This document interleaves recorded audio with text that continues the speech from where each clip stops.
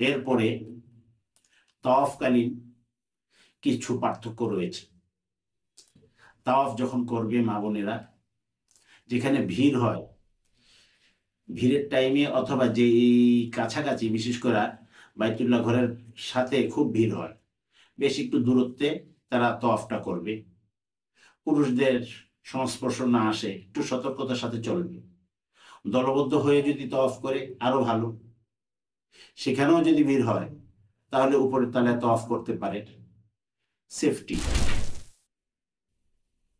আচ্ছা, এখানে একটা কথা বলে রাখি, তাওয়াফ করার আগে পরে অনেকেই হজরে আসওয়াদে শুরুর আগে বা তাওয়াফ চলাকালীন বা শেষ তাওয়াফে হজরে আসওয়াদে চুমু দেওয়ার চেষ্টা করি।